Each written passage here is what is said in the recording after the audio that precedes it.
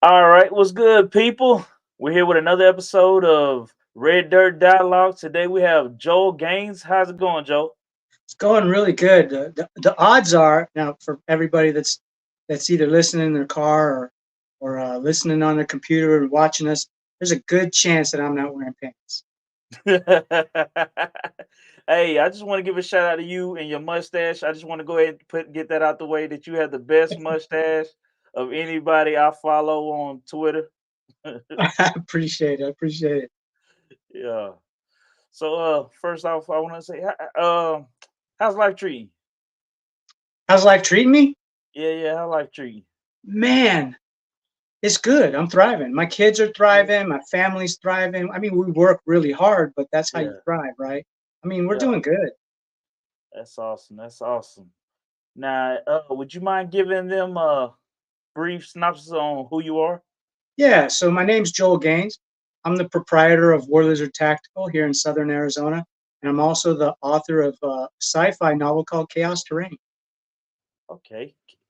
Hey, I know what I mostly see on my timeline. You're known for two things: Yeah, telling people to hydrate, drink water, and guns. I know there's always some guns, something to do with firearm training. Am I right? guns, food, and water, man. Hey, the essentials. Now you run the firearm training facility. Yeah, so it's a business that I started. It's been many years now, but started with my son and Uh-huh. my son and my daughter-in-law and I run it together. My wife as well, and yeah, it's going really well. We've got a pretty good reputation out here, and we're starting to do stuff in other states as well. That's cool. Were you always into guns, or that's something that's new? I've been shooting for a long time. You know, I was Yeah. I was in the military as a young guy, Mhm. and then when I got out, I always kind of stayed around guns. I wasn't super serious about it for a lot of years, and then at some Mhm. point, I was just like, this is probably something I should probably get back into. Yeah. Started getting serious with it again, and then at some point, the hobby became the business. And what made you join the military? Was it a sense of duty, or just like, I ain't got nothing else to do? Let me get out You here. know, I was a poor kid from Monk's Corner, South Carolina, and I've never heard of it. It sounds poor. I'm sorry. yeah, so I went to high school in Berkeley County, South Carolina, and uh, there wasn't a lot. I was Hmm. working at Burger King at the time, and I thought, yeah, this is not going to be a good long term thing for me. I Hmm. figure somebody's going to give me some structure, so Yeah. military was a way to go. Besides, you know, I'd been uninvited. Well, I'd been invited not to return to college, so Mhm. military seemed like the best way to go at that point. Uninvited. What did you do? Well, I was invited not to return. They didn't kick me out. They just told me Yeah. it was probably a good idea not to come back. Oh, so you was what's the word? I don't even know the nice way, but I just say you were a rascal. I was a rascal, yeah. And that's not the last place I've been invited not to return. And but it was probably the first place that somebody Yeah. seriously said, "Yeah, don't come back here." Yeah. So were you like that growing up as well? Just like getting into trouble? No, I was real good growing. Yeah. I was the model child.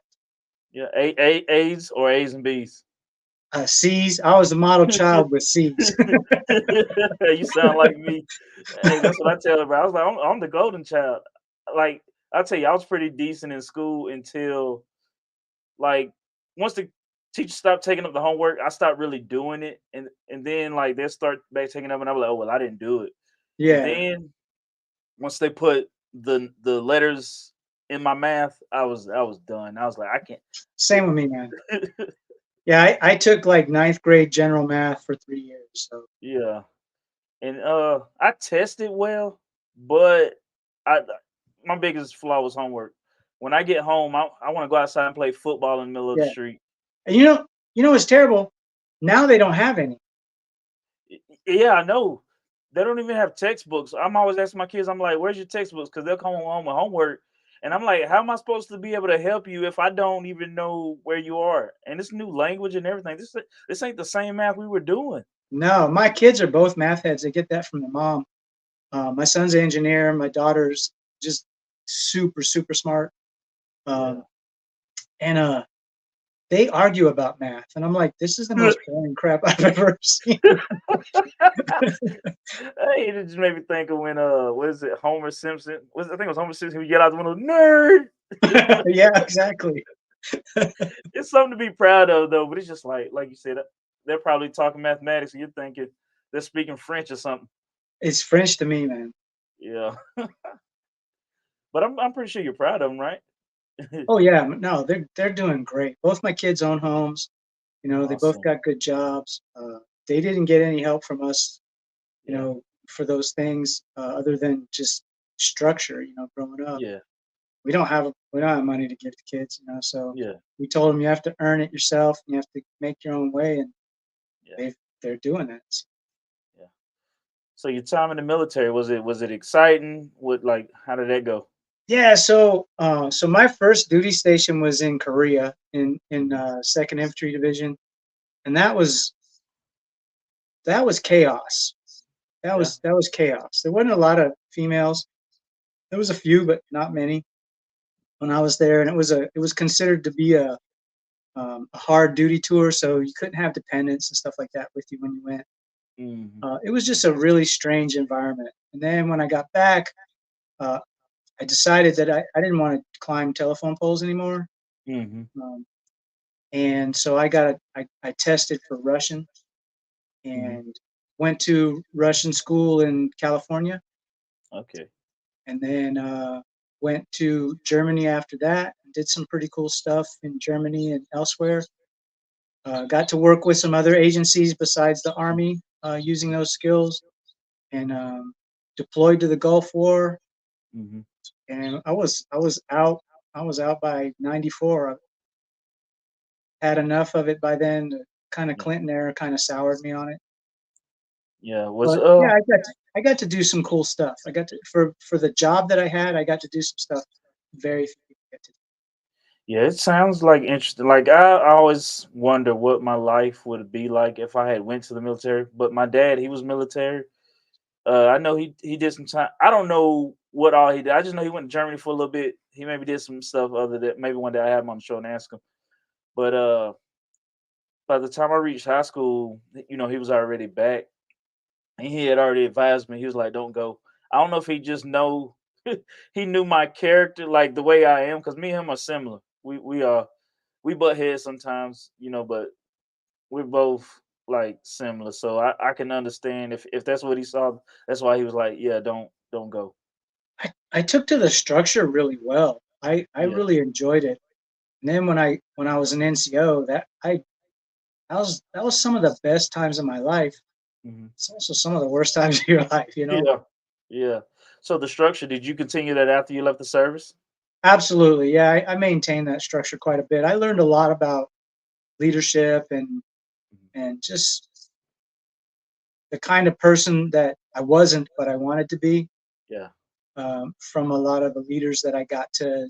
Um, I was very fortunate. I had really good leaders for the most part. I only had a couple that were terrible, Hmm. and they were good examples of what not to be. So I did Yeah. all right. Nice. What about friends? Did you make a lot of friends that you still have today? I made some good friends. Some I still have today. Some are past. Some are Mhm. gone. But um, that's just the nature of the business, I guess. You know. Yeah. Is it hard getting readjusted back to I don't, so I guess they call it civilian life. Yeah, it was for me. It I didn't know what to do.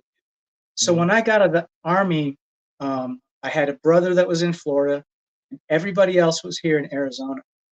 Hmm. And you know, I was born here, but I'm not from. Um, Yeah. that's kind of how it is with a lot of military kids. You know? And when I got out, I thought I wanted to go into the police. I thought about doing the Dallas Fort Worth Police Department. I was Hmm. like, I just don't have anything connecting me here. So Yeah. I came back to Arizona and I tried to get into the uh, sheriff's department. That's a long, long process here. It was. And so I cowboyed for a little bit, I had a couple of arm jobs that I did, and then it took me about a year to get through that sheriff's process. There were four of us left for two jobs, and I didn't get Mhm. the job. So um, after that, I was just kind of like, I don't know what I'm gonna do. Yeah. Was it heartbreaking? It was just one of those things like, well, it happens. I'm gonna move on. Yeah, after a year, you're like, it's not that big of a deal anymore. Yeah. Like there's other jobs I could have taken. Yeah. Yeah. Because I know sometimes like when I'm really desire, like when I want something, if I don't get it, like that would hurt. Like I remember going back to math, like when I got to college and we were doing the math, like I'm just not. That's just not my thing. I Yeah, tried and I was failing, so I was like I'm really gonna buckle down and study. And then like I'd go into the test thinking I got it. I'm like, oh yeah, no, I know this. I at least got a B. And yeah. then when I get my test and it'll say an F, and I'm just like, what? And I ain't It's gonna lie, demotivating. that was soul crushing. That's to actually try and fail is like, oh man, Yeah. Well, so Russian school was 48 weeks. yeah, Um, that's and a and year. that's all you do is go to school 5 days a week. You got 4+ hours of homework a night. You got tests every, I don't know, few days. Yeah, If you get like below a 80 in the course, you go on probation. yeah, And I mean, it was very intense. And then when I got to Germany, I did a total immersion course where you can't speak any English. The only thing you have in common with the other people is the Russian language. I yeah. did really well in that environment, but I Mhm. just like you, but I just can't do math. Yeah. So what about? Did you actually go to Russia, or you just had to learn? Yeah, I worked in Russia. I worked with the State Department and a couple other agencies. Hmm. I worked in Russia. I worked in almost all of the former Soviet satellite Yeah. countries after the wall came down. Yeah. Um, I worked out of the Helsinki embassy, uh, Okay. and I actually coordinated some of the first overland trips to the other satellite countries, other than Cool. Russia itself, for the State Department. Cool. Were the people receptive to y'all being there? Like, or were they like, Most of them loved us. yeah. Um, we traveled by road quite a bit, so they would. We traveled in this Mercedes Class C uh, Okay. camper kind of thing, and we'd stay in these guarded truck stops because it's banditry out there. It's everybody for themselves. Okay. And so we'd have these other truckers coming by and sharing their Ukrainian cola or their, Mhm. Belarusian peaches or whatever it is. It was pretty interesting. So the people there, it's not like how they portray. You know how sometimes on the news, like you just get like a whole group of people is very nice, but when you actually meet the people, the regular everyday people, they're pretty just like down. They're just like us, but speak a different language and got a little bit Yeah. different culture. At that time, it was an interesting time because this was just after the Soviet Union had collapsed. Yeah. So their money wasn't worth much. The dollar Mhm. the dollar ruled really. Yeah. Um, so I mean, people loved us to come in there and spend money. Yeah. Uh, it was an amazing time for us.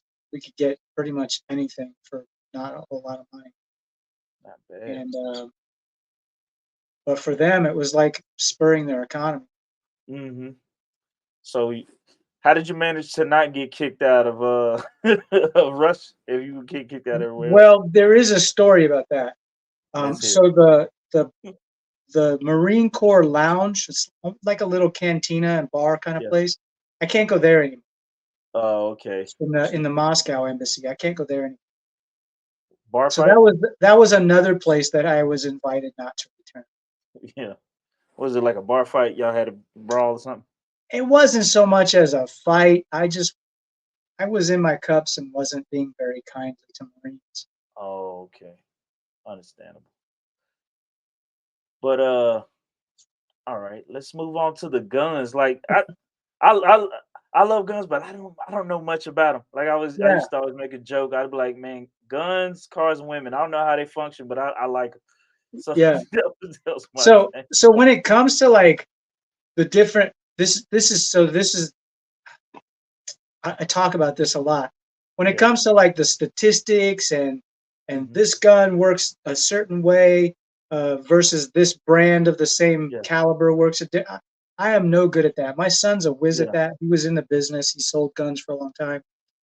Um, for me, my core competency is showing people how to operate them in a defensive Mhm. mindset. Right.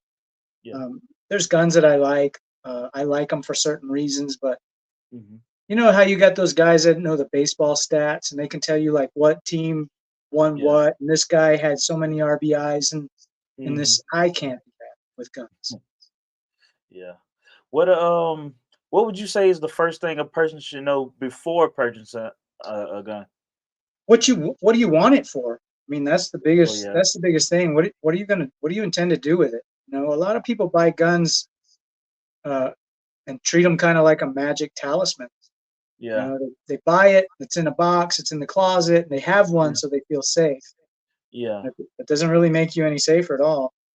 And you've got people that carry guns that are the Yeah. exact same thing. They got one on them so they feel safe, but they don't know how to use it. They saw a bunch of stuff on TV. They watched a bunch of YouTube videos. Maybe they weren't even in the military. The military is pretty terrible at teaching us how to use guns. Really? Oh yeah. I figured they'd be like some of the best trained. No, only the folks that have certain types of training in the military are Mhm. really any good with guns. The average soldier, sailor, airman, marine, coast guard people might actually be more trained than everybody else. Yeah. What about police officers? Other than the academy, police officers don't get a whole lot of training. Yeah. They get a little bit every now and then, but it's tough because they don't get budget for ammunition. They don't get budget to take people um, who are not on the clock and put them on the clock so that they can train. And Yeah. they don't have the capability to pull people off the streets to send them to training. That's fascinating because you think they'd be able.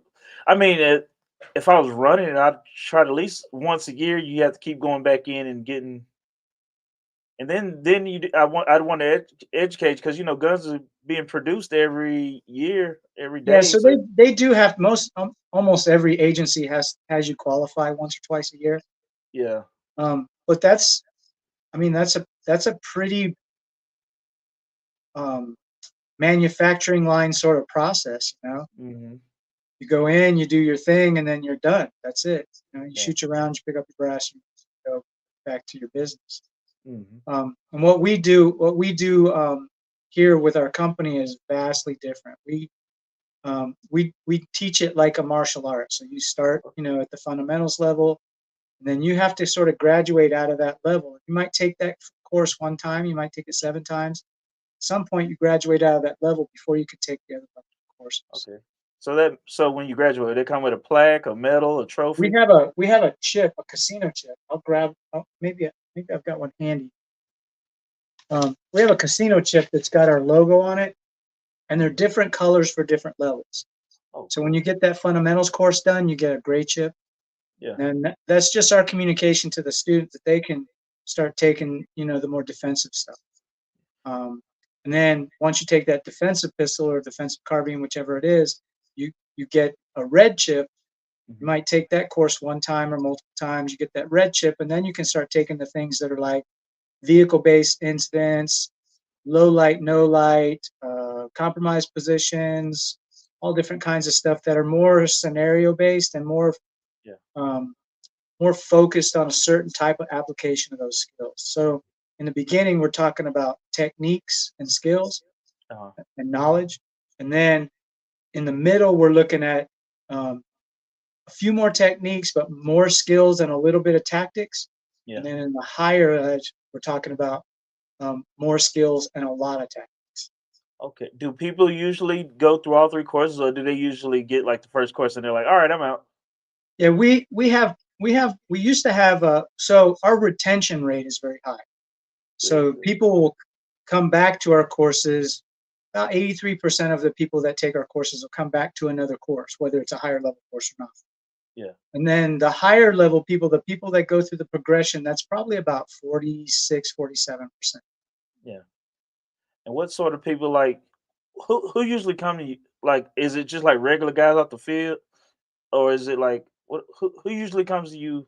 Who are your customers basically? Yeah. So that's a really good question because it kind of touches on why we're doing it. Yeah. And the big thing for us is we thought people should have at least that fundamental level training without Mm. cost being a barrier to that training.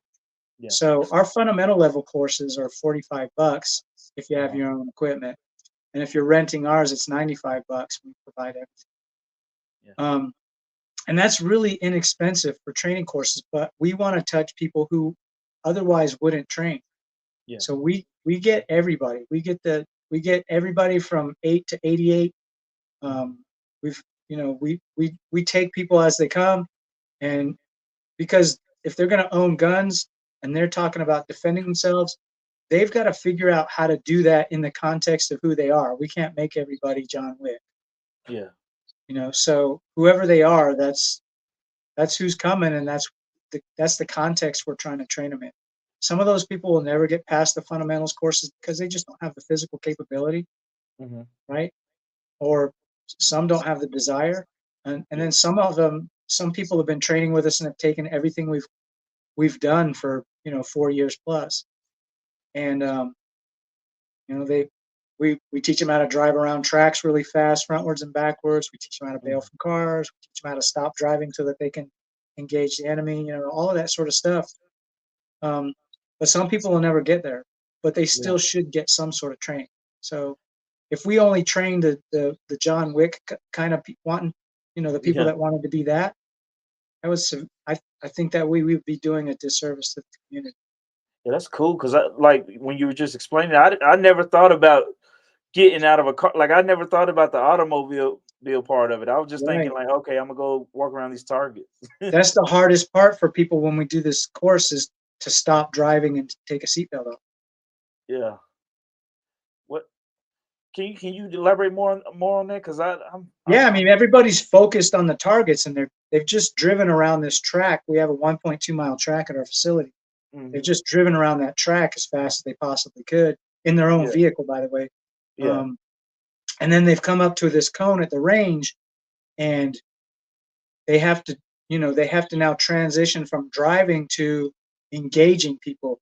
Well, Yeah. we don't have people sit in their vehicles if you can at all avoid that because your car is a bullet trap. You're Mhm. just strapped into a place that's a target. Um, so we like to teach people to stop driving and then reach in and take that seatbelt off and get out of the vehicle and then engage the targets. We do it a couple of different ways. You should Yeah. know how to do it the other way, but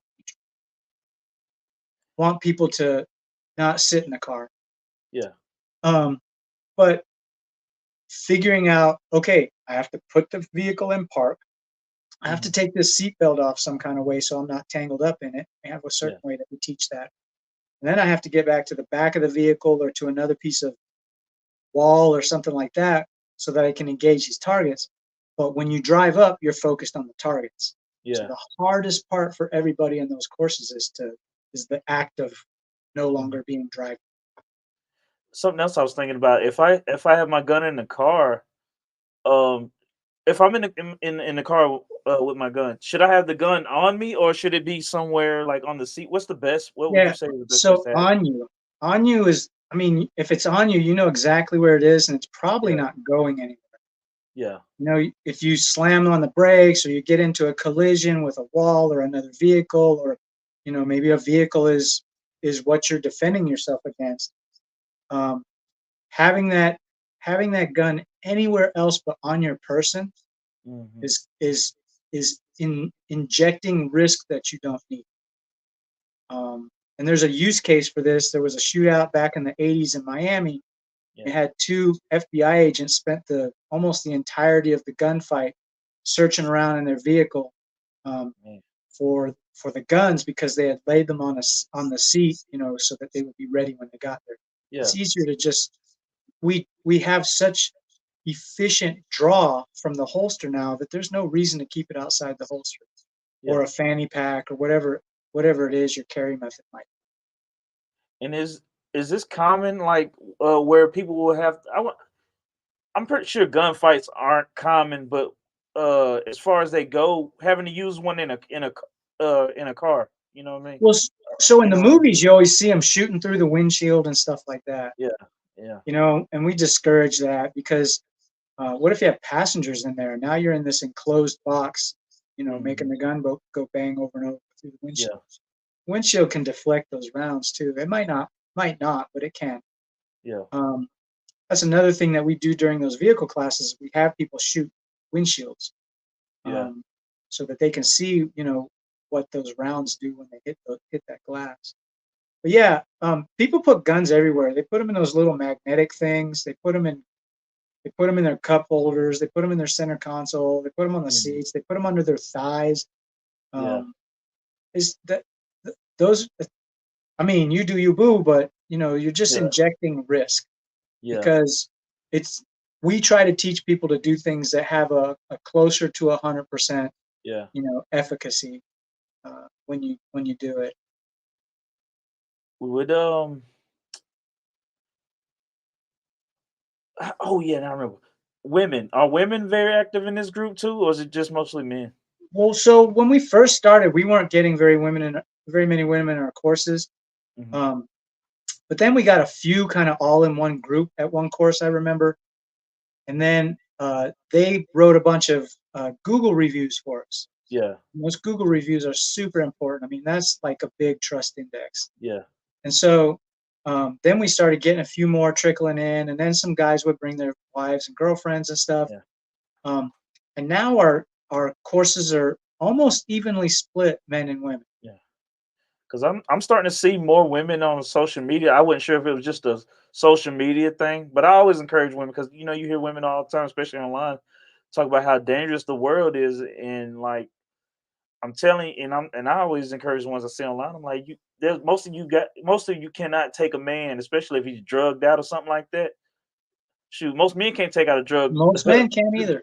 Yeah, so like the I think they call it the great equalizer is a handgun It's that an you properly train. equalizer. It's an equalizer, but it shouldn't be. They have that saying that if all you have is a hammer, everything looks like a nail. Yeah, true, But true. what most people don't realize is you might already be in the fight Hmm. when you need to defend yourself with a gun. You might Yeah, you might have already been cut. You might have already been yeah, hit, but you might not have both hands available to you. You true. know, so you need to have other tools so that you can earn the draw. Call it.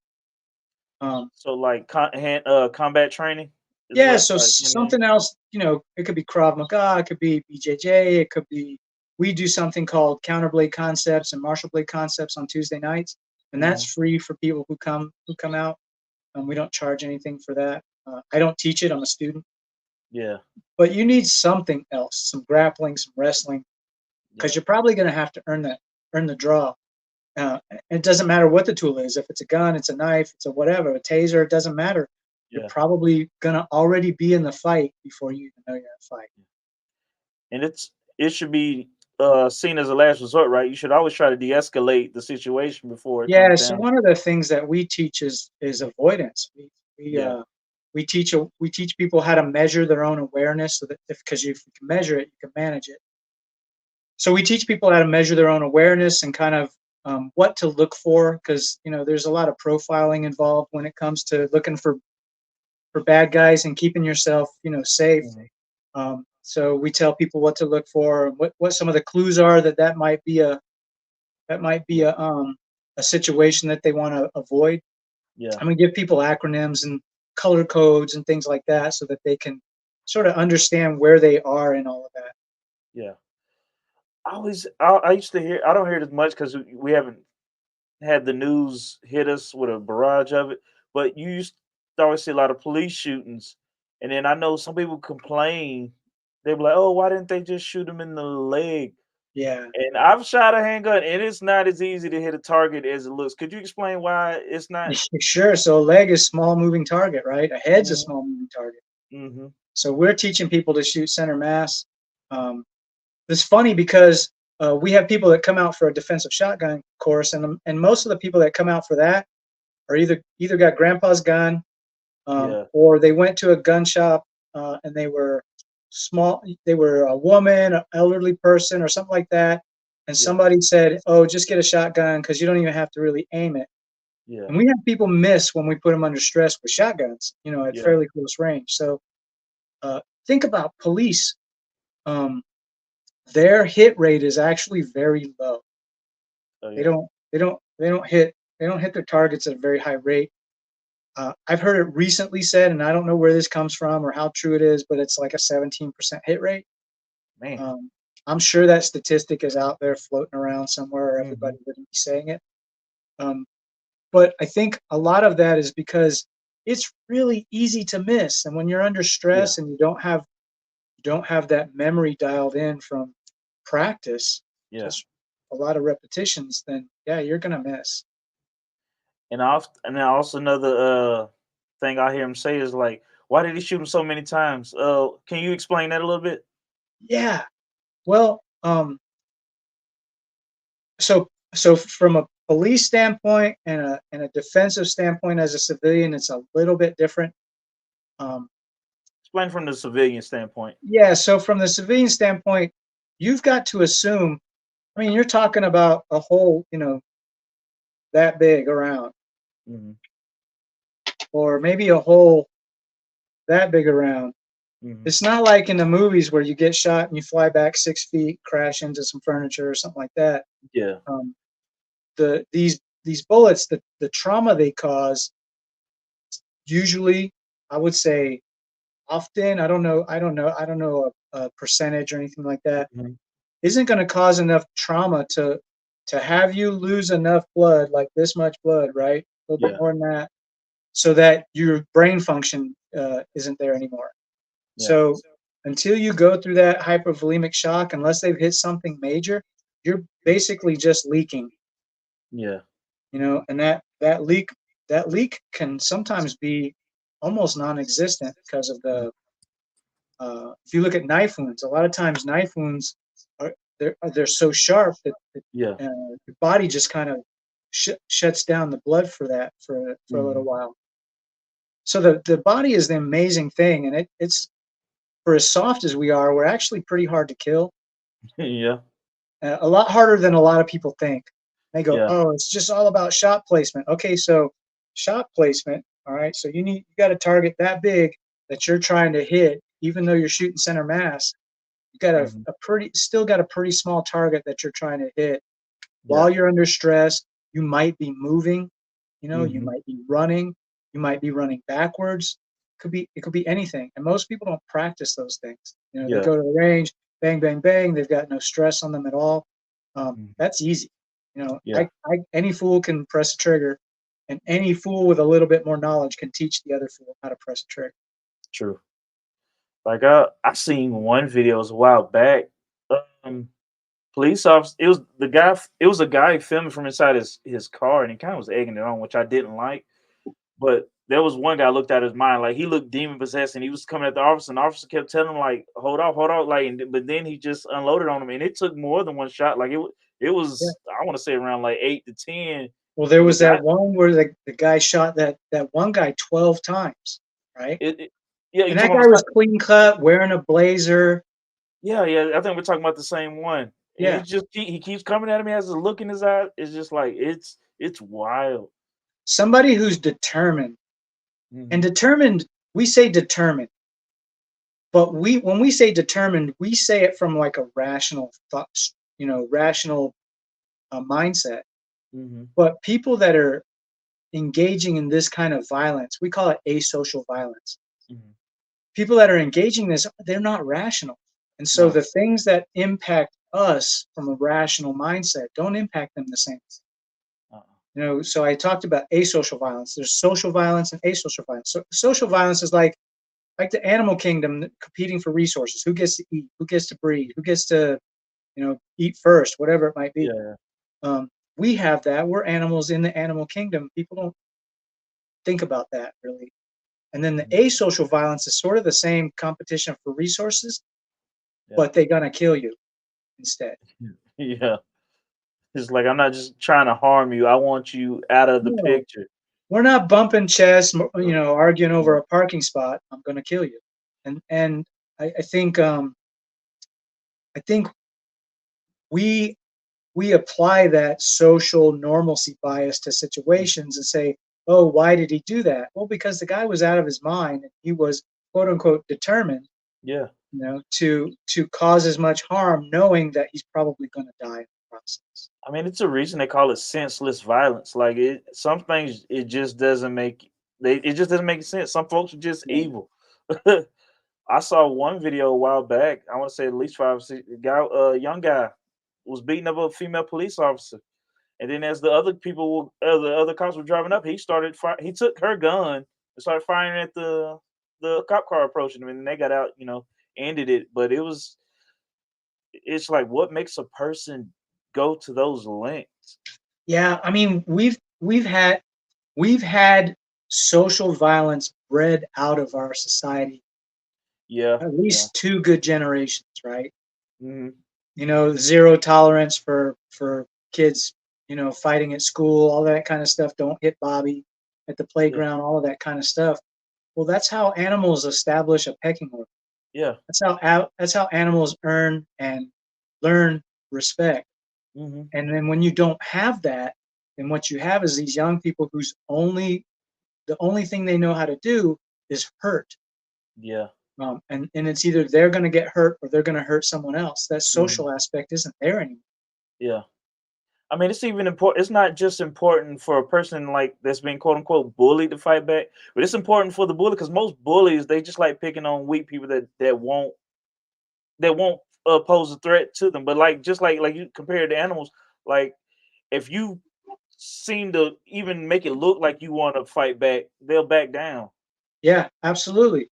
And they're they're pushing the odds. You Hmm. know, odds are this person's not going to fight back. Yeah. And so at some point, odds get stacked against them. They get punched in the mouth, and it kind of changes their perspective. Yeah, and it's something I noticed with the younger. I don't know. I wouldn't know if you want to call them gangsters or whatever. Like when we were younger, you get a group of boys together. Like there was more fighting. Like we'd get into a fight. It never got to gunplay. But nowadays, it seems like these kids they're just they call them crash They'll outs. go to It's that like first. yeah, like Yeah, I've heard about stories with like people getting chased down on the highway. Like folks, they would at least rob you. These folks, they're not even robbing you. It's sort of like the killing is the sport now, and it's yeah, it's yeah. crazy. Well, I remember, remember when, you know, blood in, blood out gang Yeah, initiations yeah. started really ramping up. Hmm. Those were fringe traditions. Those were fringe sort of things for a while. I Yeah. remember when I was at Fort Hood in Texas. I don't know what it's called now. Um, uh, I remember uh, there would be a lot of cars going around certain time of the year with no headlights on, Uh-huh. and people would flash their headlights, say, "Hey, your headlights are off." Thinking, cop pulls you over for no Yeah. headlights on. That starts a whole ass investigation, right? Yeah. Um, but the reason why they were having their headlights off is that whoever flashed their lights at them, they would shoot them. They would shoot at Yeah. them, try to hurt them, and that was their way into that particular set or what a gang or whatever it was they had out there at the time. I remember hearing that when we were young that you would see that a lot on like those chain messages on text messages. But we thought they were, like, this is just a prank. Not a prank, but this it's not real. It's not And really yeah, you're the second person to actually mention that. It was like, oh, this was actually going on. It probably was more, you yeah, it was know, like the late '80s, early '90s. yeah, and I want to say it was probably more on the West Coast than it was Yeah, I over think it here. was. Yeah, I think it was west, mostly on Yeah. the west. Yeah, because down here in the South, because nobody likes the fool with the cops. The cops are sort of a necessary evil, Yeah, to sure. say the least. So anytime anybody's on the road and you see the lights off, it's just customary still here to flash your lights. And Right. I remember my mom did mention that about people could shoot you, but like I told you, I thought it was BS. So I've been always flashing my lights. By God's grace, I'm still alive, people. I mean, I watch a lot of cop shows. I watch this On Patrol Live quite a bit, mostly to see what kind of training the cops are getting these days. Yeah. Like what their techniques and their skills and stuff are, the tactics. Mhm. Because it kind of keeps me, informed on like, is what we're teaching still valid out in the field, or is it Yeah. more valid than it was? Um, and you get pulled over for anything. There's 3,000 things you could get pulled over. Yeah. And nowadays, they're looking for those little things, right? So that they Mhm. can have that interaction with you, and they are doing some psychology, Yeah. and they're trying to figure out who that person is in the vehicle, in each of the seats of the vehicle, Uh-huh. and is there something that they need to tear that vehicle apart for? And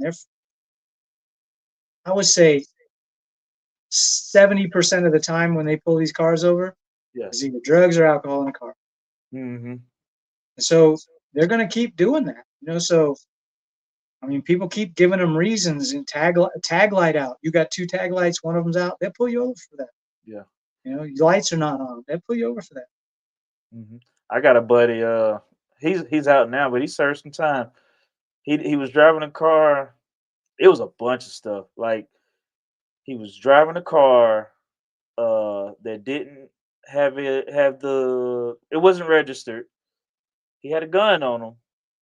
He might have had drugs on him as well, and he didn't have a license. I was like, "You had to, like, you didn't even think to get the car registered before, even if you're going." I'm not advocating your lifestyle, but the least you could do was get the car registered. Right, right.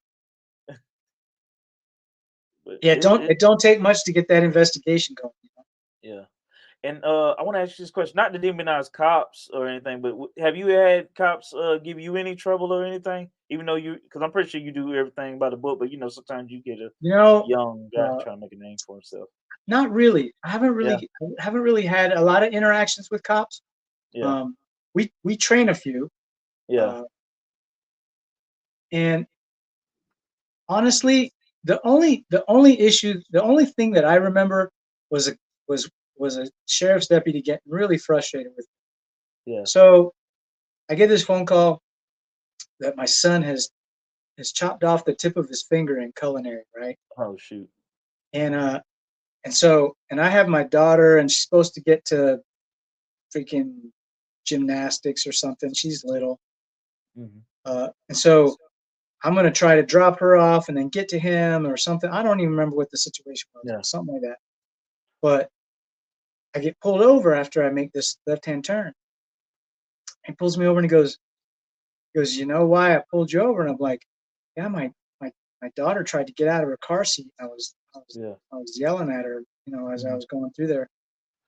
And he looked at me like really strange, and he gave me this like really shitty attitude. Yeah. No, you turned left on a red light, and I was like, okay, but I didn't kill anybody. And I'm sure they get a lot of that. I mean, Yeah. Yeah.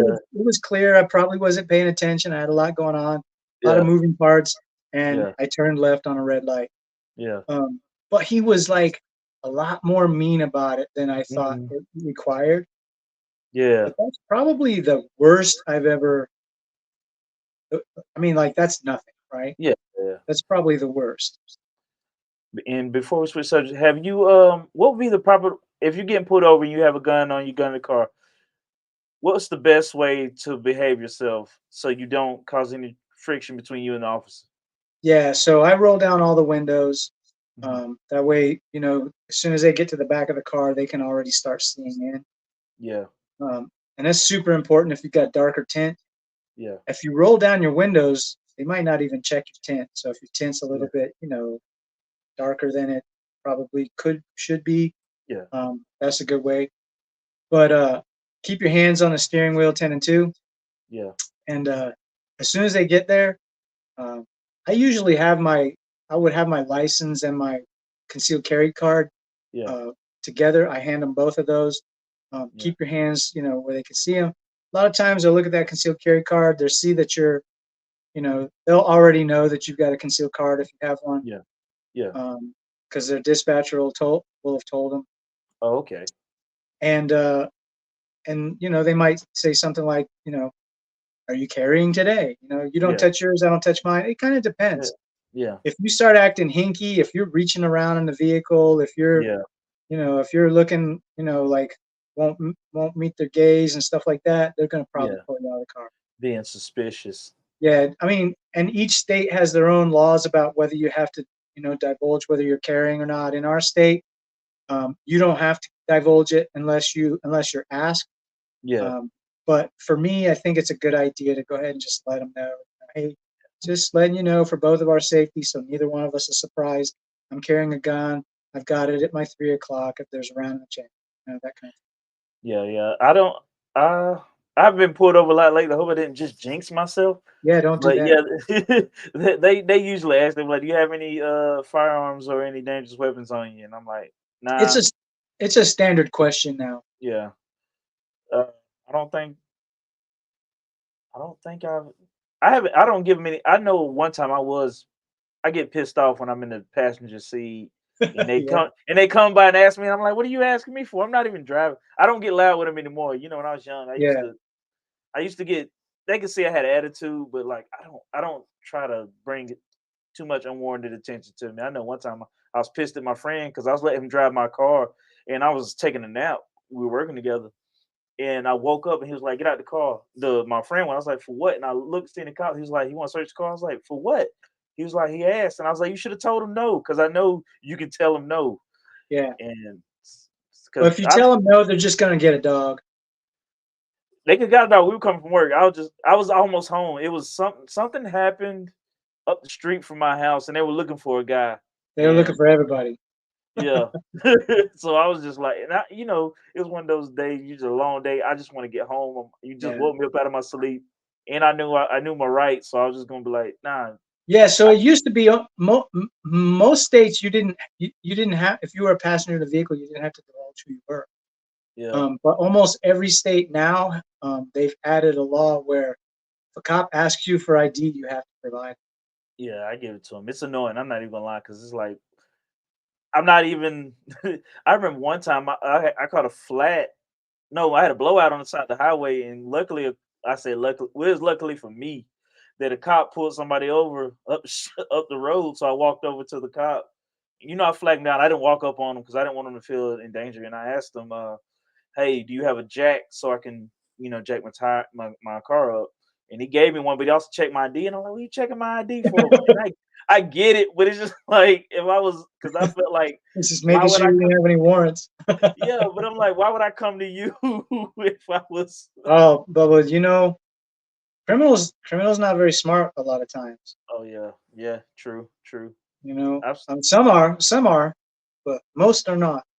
nah, I watched this was the world dumbest criminal. I've seen them. Yeah, Like it was no, it was a I cop feel just like like that show should be called "The World's Average Criminal." yeah. Have you seen that one clip with the lady? She's a junkie, a crack junkie, and she flags down the cop, and she's mad, and she's telling the cop, she was like, "This guy sold me. I gave this guy like $10 for crack, and he didn't give me the crack." Yeah. And the cop was like, "Ma'am, do you realize what you just told me right now?"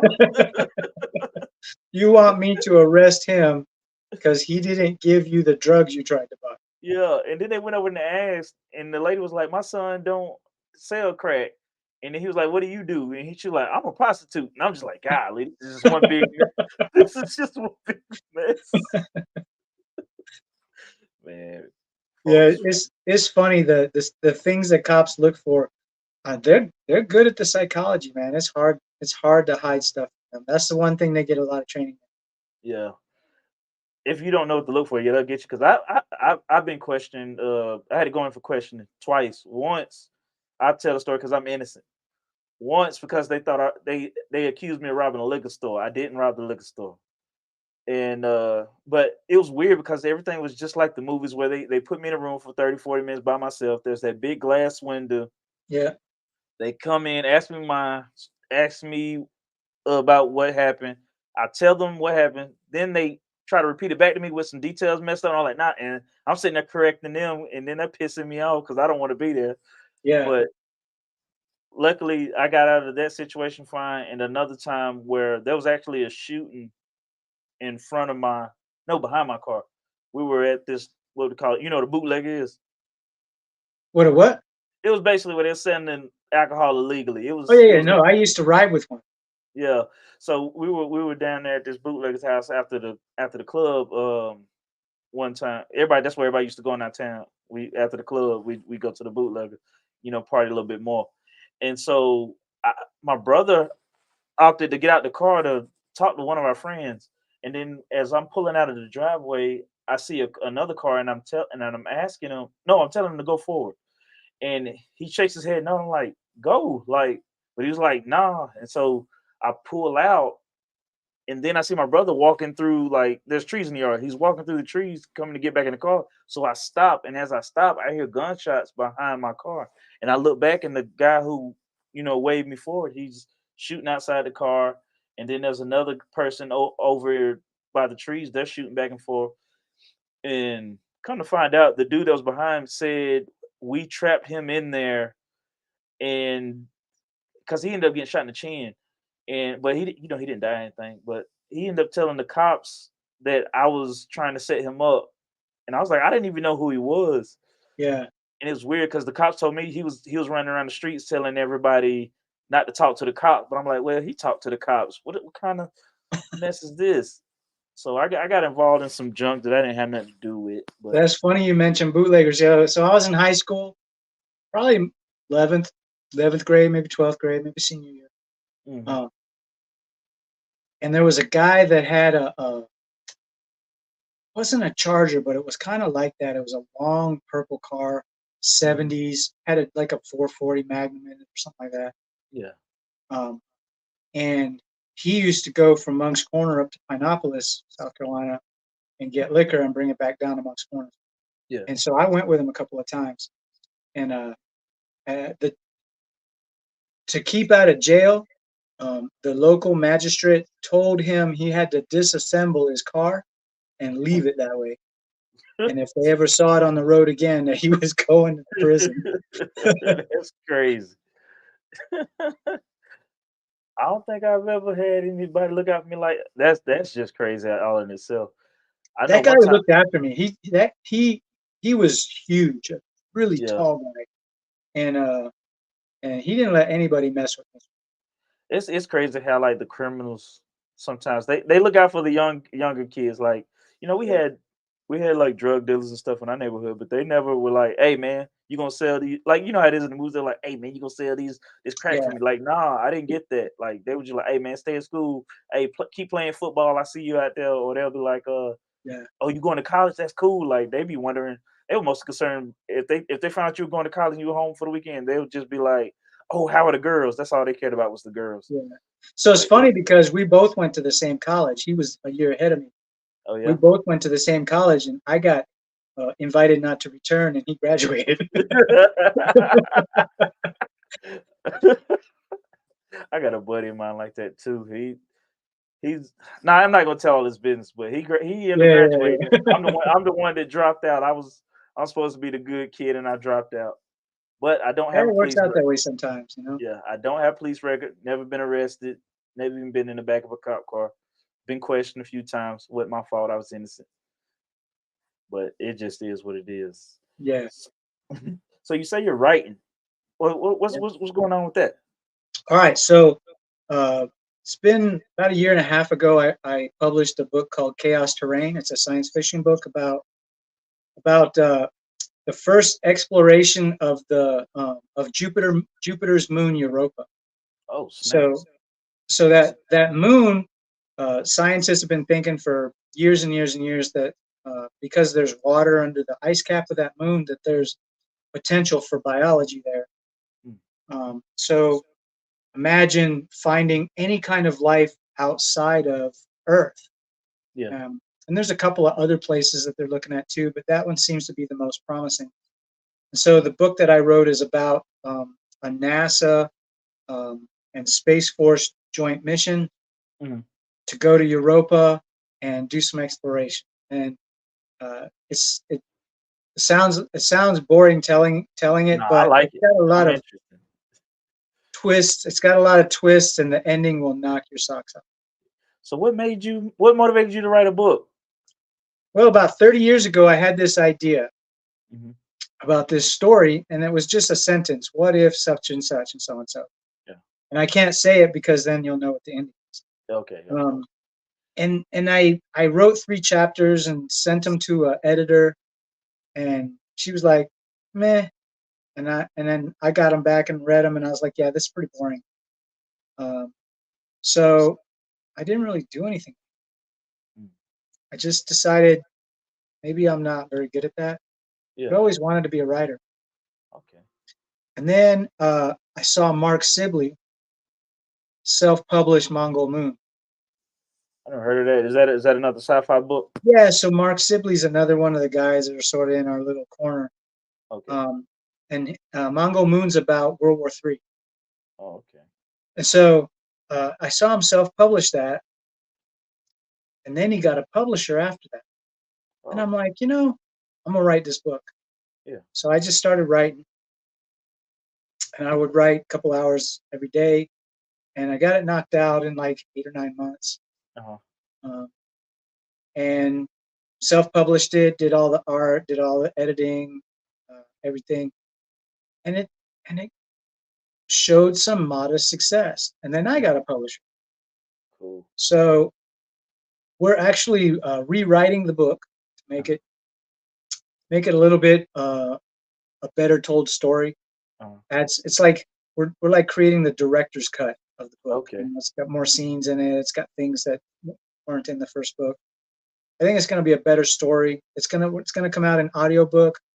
Mhm. Um, New art being made. Uh, Publisher takes care of all the marketing. All I got to do is be a writer. Yeah. Got have an editing team. Have an amazing editor. Yeah. Uh, she's just phenomenal. I don't know if I'm allowed to say her name or not. So I'm not going to. Yeah. But she's amazing, and uh, it's going well. I have a sequel that I've already got quite a lot of work done to, but I'm holding off until I get this one done. Mhm. Then I have a spy thriller that's coming out based in North Korea. I'll probably try to get that out the first. And those will they all be audiobooks, or are you going to do physical books as well? I'm gonna try to do well. It'll be physical books and Yeah. audio books. Yeah. Yeah, All right. I'm just now finding this out. I probably should have already known this, but yeah, I'm gonna have to. I'm getting all three. I'm gonna show some support. I Yeah, appreciate it. Yeah, thank you, thank you. and I've had other followers and stuff send me books, and I'm getting Yeah, to them too. I just have this issue recently. Well, I don't have a problem starting books. It's finishing books. So I'm in yeah, the middle of like 3 or 4 books, and then like recently I'm just like I gotta get these finished. Like it's because it's a few people that I want to also have. You know, they I have their books. I want to have them on the show. So I'm like, right. all right, let me finish that book so I can ask them the questions I need to ask them. And so right now I'm finishing up 1984. I can't, talk to the author of that one. He's dead. But the rest of them, I'm gonna get to those, finish those, and work on it. And I don't mind support. We've got some amazing writers in our little corner of social media, man. Yeah, It's phenomenal, and I learn a lot from all of those people. yeah, Um, and then we've got voice actors, we got screenwriters. Um, I just ordered Hotep Jesus, one of his books. yeah. I'm sure that's going to be super empowering. I can't wait to read it. Which one We is it? just got we just got some and guys doing podcasts and Yeah, artists, and I mean we just got this really cool little enclave of talent, man. yeah. And it needs to be like I do not mind sharing people's stuff. Even if I like, let's say if I couldn't afford the book, I'm gonna share. The least I can do is share it. It's free. Yeah, Like it doesn't cost anything to like, doesn't cost share. anything to be kind to other people who you think are Yeah, doing a good job at something. Yeah. because I have a couple of I have Unbreakable Rules of Masculinity by Hotep Jesus, Hmm. and I have That's the one I ordered. the Patriot Report. I'm in the middle of the Patriot Report. That's one of the books I Okay. haven't finished. So Patriot Report is in my wish list. I wanted to Yeah, get the Rules of Masculinity done first, yeah, because I don't think he's going to approach it the way a lot of those alpha bro, you know, sort of yeah, people do it. I know he's going to have very measured, very deliberate yeah, um, messaging. So uh, that's typically not like a topic that I would spend any yeah, time on, but I want to see what he thinks of yeah. I read it. It's some of it because he's friends with Roll Tomas, but like it's different. It's not. It doesn't like it's not bad. It's not bad. Like I changed some stuff. it. Yeah. Being a Christian, it's a certain different way I look at women. But I would also say I think if anything, he should like you did with your book, add more to it. Because I don't remember when he first released that book, but I believe there's some just from watching his podcast. I believe there's some stuff he says now that he could add to it and Yeah. build up on it. Yeah, I mean, we evolve over time, so Yeah, that's good. Yeah, I really respect that guy. I think he's got a cool thing going on, and I think yeah, he knows pretty well who he is. You know. yeah, yeah. And like you said, like I'm trying to say this correctly. About the group, like you said, the group we have. I love the support that goes on. Like even my name, I was watching this show and my name got mentioned. And I was like, oh snap! Like that's Yeah. just cool hearing your name on a No, podcast, man. especially if somebody you respect. Yeah. Or even So as soon as I saw you were putting stuff out, I'll try to retweet it, and you yeah, know, it's just when you people can be fooled, that's for sure. yeah, yeah, But we have met each other in interesting circumstances hmm with how the world is, and it's a yeah. lot easier to figure out who people are because they'll tell you. You know what I mean? I say the same thing. I'm like, especially if you let them talk enough. Yeah, The person will tell you who they are. Now you yeah, can't ignore because I know I tell younger guys this because I was that way when I was young. You sometimes we ignore the signs like a red flag will go off in our minds, then we'll be like, oh no, no, you wouldn't do that, even though you just showed me who you are. yeah, It's sort of the story with what is it, the frog and the scorpion? When he was like, why yeah. did you trust? He's like, I always showed you you knew I was a scorpion with you. But Yeah, yeah, we're really good at applying some sort of normalcy bias to something, being like, nah, that doesn't happen to me. I'm a good person, or mhm, no, people aren't really like that. yeah. I tell people like my wife, she doesn't like I'm quick to trust somebody. She's more she's more cautious than I am. Like if you invited me, like people do this and I would do it if I had the funds. People like, hey, there's a game going on in Tennessee. You want a ticket? And I'd be like, yeah, yeah, yeah. Like I'm the type of like, I don't think you would kill me, and then I just go. Yeah, But she's the type to be like, hey, you don't think that's a little crazy? And it's like I do, but it's probably not a serial killer. I mean, it's probably okay. Now, Because I didn't ask you before. Where are you? What? I mean, I know you're in the East Coast, I'm in Georgia. I'm in North Georgia. Georgia. Yeah, Okay, that's where I got the red dirt from. The Georgia gotcha. red Yeah, clay. no, that makes And sense. yeah, and Duke. Well, I'll tell you the name. Duke is my father's side. That's a family name. Like that's what they call me on my father's side. And Gotcha. Lucas is what my mom calls me. That's not actually. These are not actually my names, but Neither of like those are your name. I get it. no, but I get called them. So it's out. Like if you call me this in public, I'll look. And Yeah. Lucas is what my mom calls me, uh, because I grew up liking bugs. And she said there was a movie called, with a boy named Lucas. So when she would always see me playing with insects, she called me Lucas. And so, So, so to my family, I was Bubba. Bubba, My son is Bubba. oh yeah, We all call him Bubba. yeah, That's not his name, and that's not my name. yeah, Um, but nobody from any other any other side of the family calls me or call yeah, him or him Bubba. yeah. So what do they call you, Joel? Yeah, Yeah, man, I'm almost taken back when people call me by my whole name. Like I'm looking like, especially when I tell them, because I usually give it a short version of my real name, and then yeah, they'll call me by the whole thing. I'm looking at you like, why'd you call me that? That's too yeah. formal. And it's usually like female cousins or something like that. And I'm like, Well, I mean, just when we were growing up in the South, Bubba was brother, and oh so yeah, and so everybody called everybody Bubba. I always thought that usually the bubbas I knew were like big guys, like big country strong. Yeah, yeah. Yeah, No, from where I'm from, we would, and I still do it. I call people Bubba all the time, yeah, and to me, it just means brother. Um, okay, but yeah, those big guys. We had Bubba, we had Gator, we had. yeah. Uh, that's all I can remember.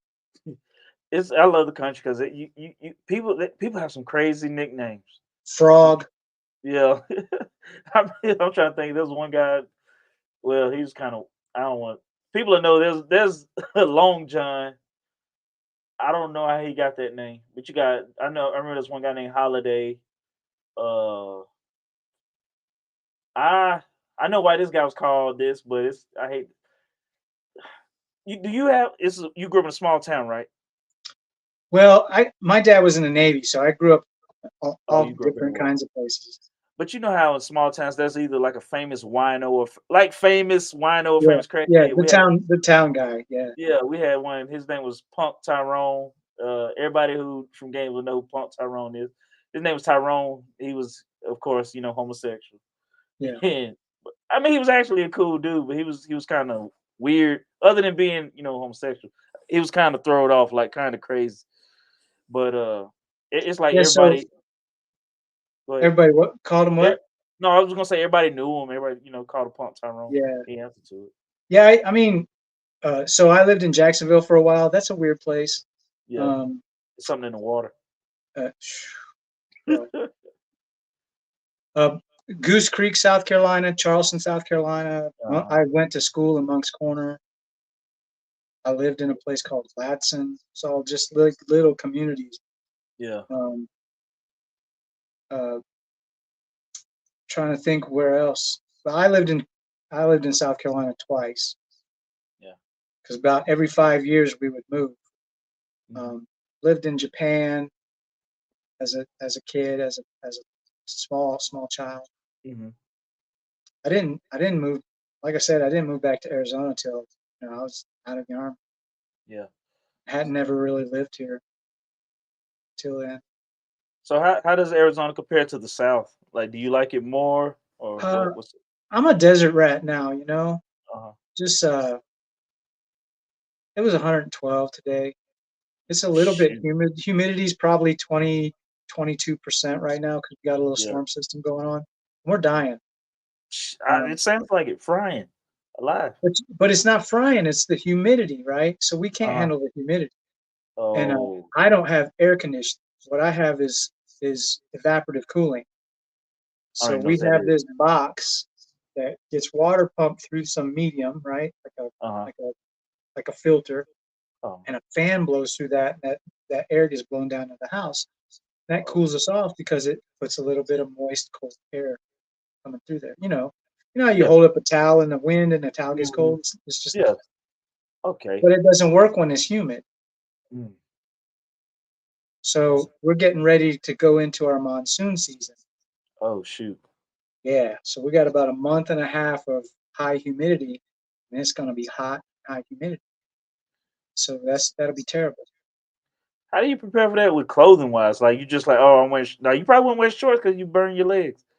Well, yeah. So if you look at some of the pictures of us out on the range that I Yeah. post, we're always wearing these hooded sun shirts, like the fishing shirts.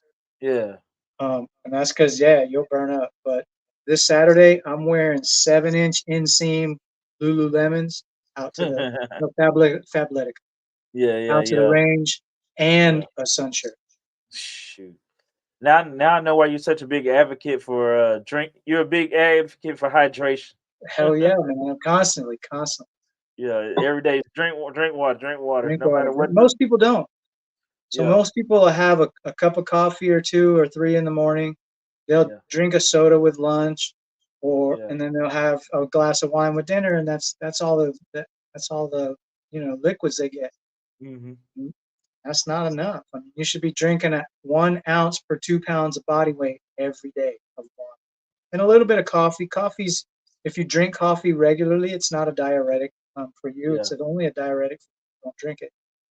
yeah. I drink it every day, like 2 or 3 cups. Yeah, That's I have 1 cup of coffee a day. yeah. I put a tablespoon of butter and about a tablespoon of molasses in there, and I put it on that bullet. I'm Get gonna need you that to explain that emulsion going. butter in the coffee.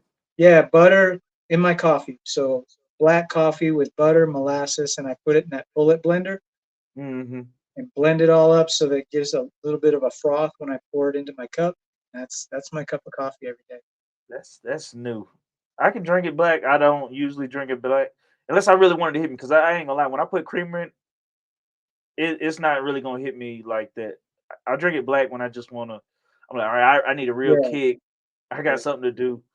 Try it You, that way sometime though.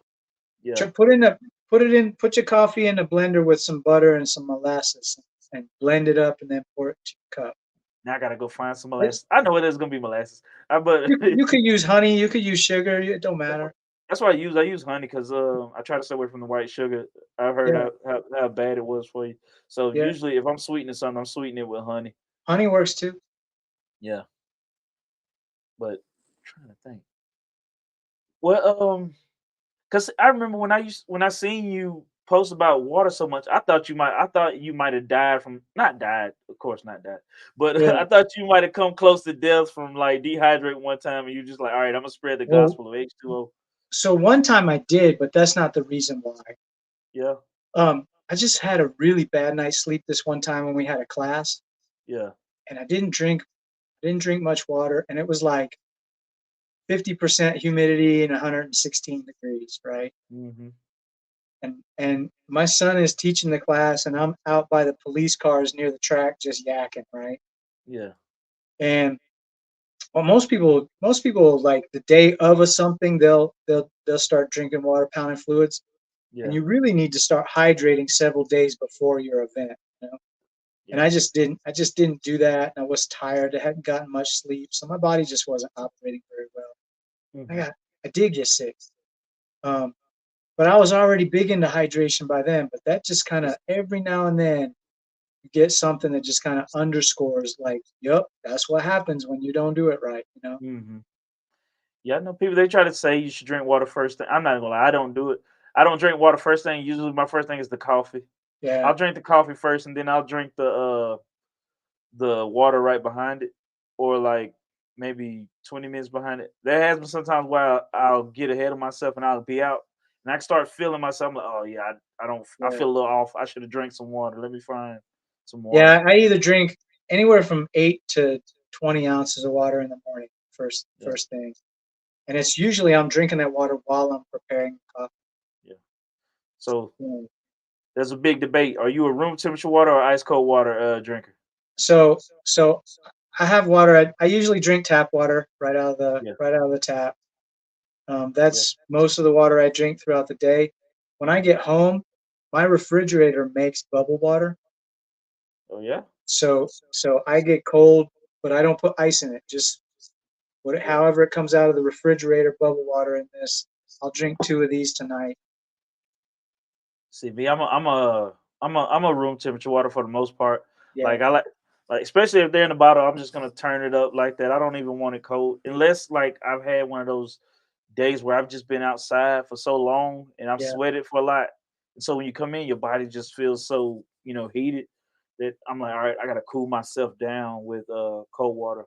Or at night, I prefer cold water at night because I feel like my body runs hot at night. Like could be. sometimes I'll wake up and it'll just feel like heat's just coming off my body, and I'm just like, all right, let me go and Yeah. drink a cold water. Well, you lose between about a half a liter and a little over a liter of water every night during your sleep, like Oh from yeah, breath moisture and sweating. makes So sense.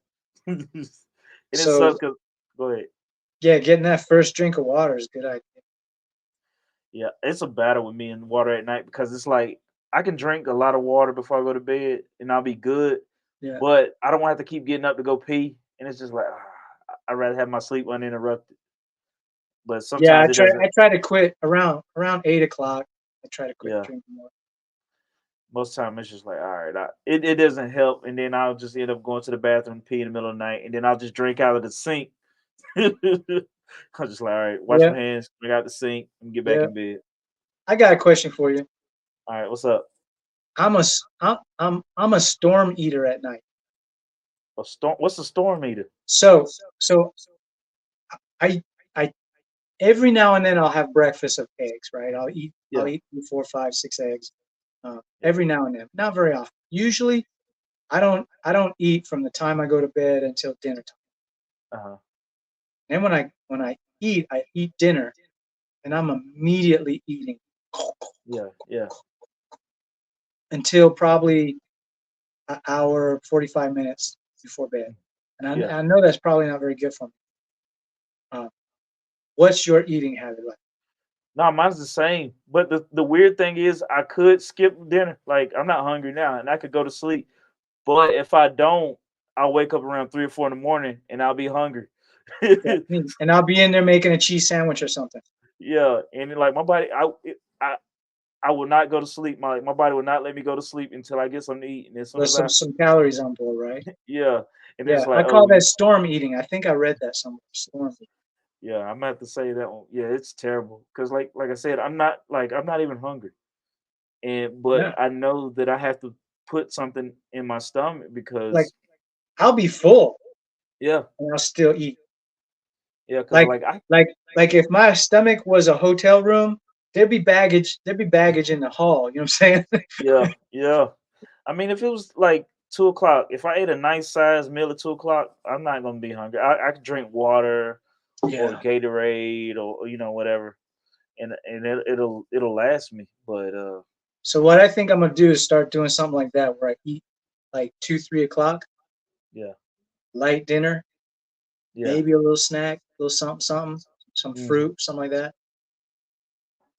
That's what I had started doing. I like oatmeal, and I also got a sweet tooth, so I'll just Yeah. get a bunch of apple cinnamon oatmeal, and then I'd eat it once I get hungry a little bit before bed. Like let's say I'm going to bed about 9:30, around 8. All right, I'm gonna eat some oatmeal, about 2 packets full, because that's not a lot of That's a stuff on good this, idea though. and it's fiber, so it's gonna help It's you. gonna fill you up. Yeah. Yeah. So that's worked for me a lot. I'm gonna try that. And I I get the like store oatmeal. brands. Yeah, me too. And I get the store brand, so I'm not picky about the whole Quaker oats. I'm not. Yeah. I like Use oatmeal. I like cream of wheat. I like grits. yeah. I haven't had cream with it. What does that I even haven't had taste cream of like? wheat in forever. Yeah, So it's like oatmeal, but it's like oatmeal, but it's made of wheat, right? yeah. But it's like almost the consistency of grits.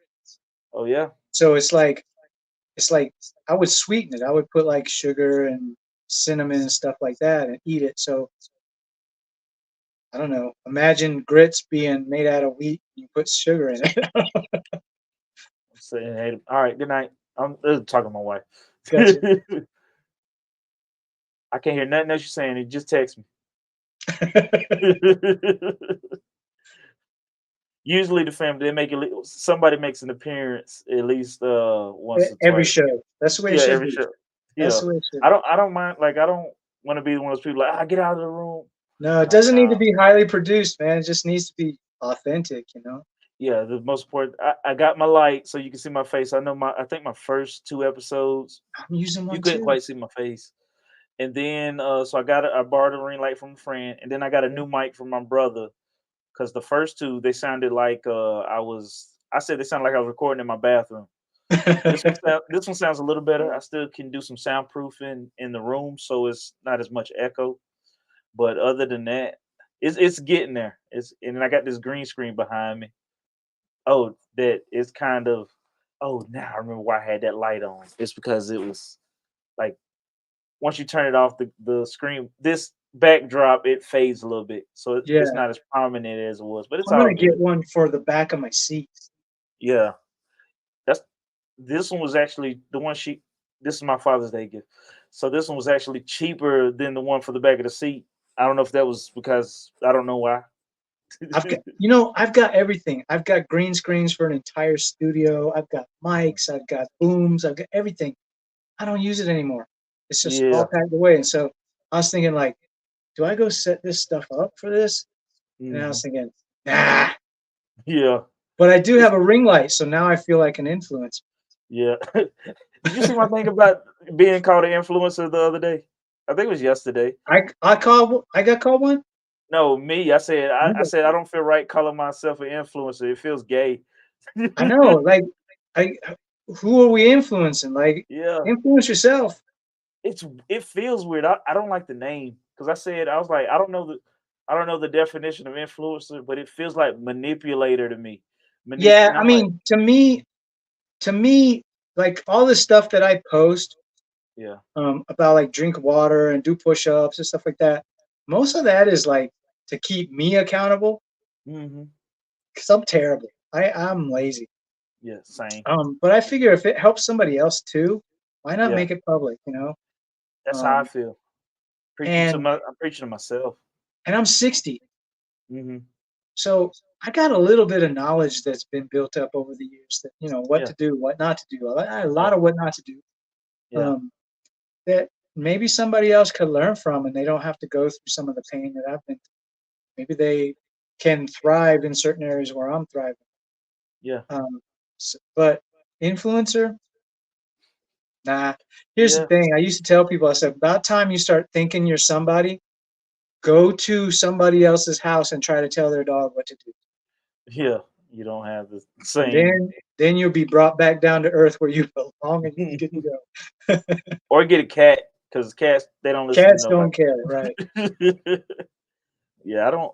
But like what you were saying about how you just trying to share your wisdom. That's kind of like the goal of this show. I don't like talking about myself, and I don't feel like even though I'm 36, I got a little knowledge. Like I Yeah. know a lot of people that are older than me, and I'm willing to listen. And the people have always been willing to share with me. And I know, like you said, there's such a freaking there's a lot of knowledge out there that isn't getting shared or being. And Well, so you I'm got just trying to, young people with no gray beards. yeah, with no Young what? people, no gray beards. Nobody No. around to mentor Oh them. yeah, yeah. See, I stay listen like in my neighborhood where I grew up. When we moved out the hood, we moved to like a more suburban area, right, like right behind it, behind the Yeah, hood. But like everybody on my street and the street over, not everybody, I would say like 70% were related to me in some kind of way. And if they weren't related, they knew my mom, so we were pretty tight knit. And so when they be out, they might what they used to like to do, like my next door neighbor, they start like early afternoon drinking beers and then they start singing gospel music. yeah. But like I'd go over there, especially once I started drinking uh I'd go over there and then they tell stories, they were always sharing some knowledge in some way. And so I'd always be able to just, listen. Yeah, so my grandfather uh, was a pretty known cowboy in this area, Uh, and always had stories, and hung out with cowboys that were even more known. yeah. Um, would tell stories about going out to this place and doing this thing and learning this stuff, and yeah, young people need that. Hmm. Young people don't get much grounding these days. Yeah. They get grounded, but they don't get much Yeah. grounding. Grounding. Yeah. They don't touch enough grass either.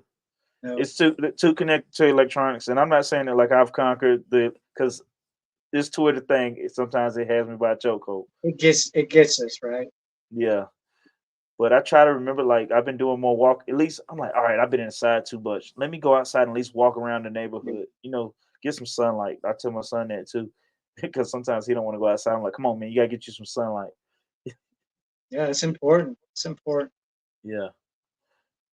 Now before we go, I know you said I had you about an hour and a half. We're approaching the hour and a half. Is there any other questions you have for me before we get up on out here? No, man, I'm just honored that you have me on your show, man. I really appreciate it. Um, Uh, it's it's good to be able to talk about what we do here because we think it's super important. yeah. With the firearm stuff, the book Mhm. stuff is the book stuff. I'm kind of an accidental writer, and I'm gonna keep trying, and maybe one day I'll be pretty good at it. But the firearm stuff, that for us, it's just like it's a way that we can impact our community. Yeah. We don't make much money on that. Yeah. Uh, Most of the people that come out are volunteers that come out to help us. They Yeah. drive from they drive 2 hours, 3 hours to come help us out. Yeah. And so we've just got an amazing group of people. We've got like a little family that we've created through this. It's been super Uh-huh. important. So I really appreciate you giving me a chance to come on and talk about that a Nope. little bit. No problem. What was the name of the tactical school again? WarLizardTactical.com, and it's, Uh, it's in Southern Arizona. We're going to be in Waco, Texas, in November. We uh-huh. might be in Atlanta area in the spring. It's possible. We're working on it, All right. and then we're working on something that's a little bit south of Central Florida, not Uh, quite South Florida, yeah. next spring as well. That sounds pretty cool. And what was the name of the book? Because I want to get the book. I'm not lying. It's called If I Cha- said it's called it's called Chaos Terrain. and, Chaos terrain. that talks about the type of terrain that's actually on your rope. Okay, and that's on Amazon, or is It's it on on the? Amazon. It's on Barnes and Noble. A couple other places. All right, so hey, whoever's listening to this, go get it. Show some support, and man, I just want to say, man, thank you for coming on. Like you said, you were appreciative for me to have you on, but I'm appreciative for you to come and share your knowledge with me. Well, I'm new here. anytime you want to talk about something, man, you just let me know. I'm happy to come do it. Yeah, when I get that book and I'm reading, I gotta have you on. We gotta discuss that. Is that cool? Absolutely, let's do that. All right, man. Well, you have a good afternoon or good evening. Yeah, you late night by now. Yeah, yeah. Now I won't be able to go sleep till about midnight, but it's all good. It's all good. But hey, thank you for all your help, all your wisdom you shared. Take it easy. Thank you so much, man. I appreciate you. Have a No good one. problem. You too.